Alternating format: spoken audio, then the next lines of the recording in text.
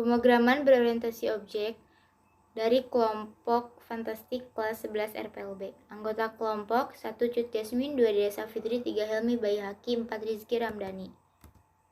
Pengertian pemrograman berorientasi objek atau PBO. Pemrograman berorientasi objek, Object Oriented Programming disingkat OOP, merupakan paradigma pemrograman yang berorientasikan kepada objek. Semua data dan fungsi di dalam paradigma ini dibungkus dalam kelas-kelas atau objek-objek. Keuntungan utama dari teknik pemrograman berorientasi objek. 1. Memudahkan programmer untuk membuat modul yang tidak perlu diubah ketika sebuah jenis objek baru ditambahkan. 2. Dapat membuat hubungan antara satu benda dan lainnya. Ketiga, dapat digunakan kembali dan efisien. Selanjutnya ada yang dinamakan dengan konsep dasar objek. Nah, konsep dasar objek ini tuh apa sih? Konsep dasar objek adalah gabungan antara beberapa data dan fungsi yang masing-masingnya itu bekerja secara bersama-sama dan tidak dapat dipisahkan. Nah, gabungan dari data dan fungsi ini yang akan membentuk suatu objek-objek yang aktif. Konsep dasar objek itu meliputi 3 hal. Yang pertama adalah identical because object has own unique ID. Jadi, objek ini mempunyai identitas tersendiri dan dapat dibedakan dengan yang lainnya.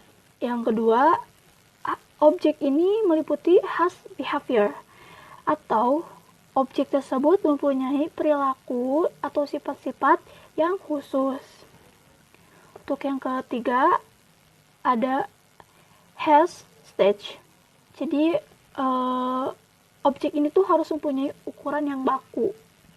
Yang selanjutnya, ada yang dinamakan dengan relasi objek. Nah, relasi objek ini dapat dibedakan menjadi 3 dasar hubungan, yaitu yang pertama adalah is a ini mencangkup generation, realization, dan inheritance.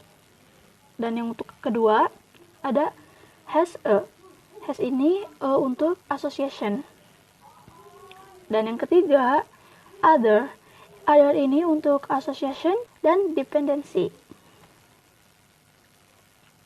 Yang selanjutnya ada yang dinamakan dengan karakteristik objek. Nah, karakteristik objek ini bisa disebut juga sebagai suatu identitas yang berarti data yang diukur dan mempunyai nilai tertentu serta dapat membedakan entitas. Nah, contohnya adalah singa yang merupakan objek dari binatang buas, manusia yang merupakan objek dari makhluk hidup ciptaan Allah, dan keyboard yang merupakan objek dari perangkat kelas komputer, serta mobil yang merupakan objek dari alat transportasi. Oke. Nah, dalam karakteristik objek ada pula yang dinamakan dengan klasifikasi. Nah, apa sih klasifikasi itu? Klasifikasi berarti suatu kegiatan pengumpulan data atau atribut dan perilaku atau operasi yang mempunyai struktur data yang sama ke dalam satu grup yang disebut kelas.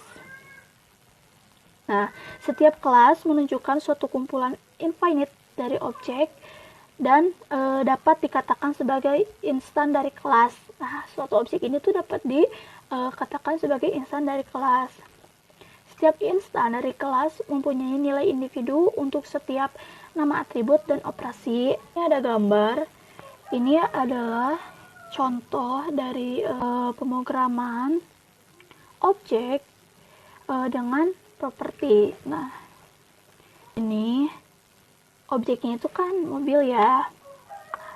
Atributnya itu atau datanya itu adalah bahan bakar, roda, dan kecepatan. Sedangkan perilakunya atau operasinya itu adalah mogok, berjalan, dan diperbaiki. Gambar ini menunjukkan 2 kelas dengan beberapa instan yang berhubungan dengan objek tersebut.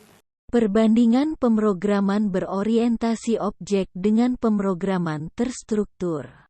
Programan terstruktur, pendekatan top-down. Fokus adalah pada algoritma dan kontrol aliran. Program dibagi menjadi beberapa submodul atau fungsi atau prosedur. fungsi yang independen satu sama lain. Sedangkan pemrograman berorientasi objek, yaitu fokus pada objek, pemrograman ini juga diselenggarakan dengan memiliki sejumlah kelas dan objek. Sekian presentasi dari kelompok kami.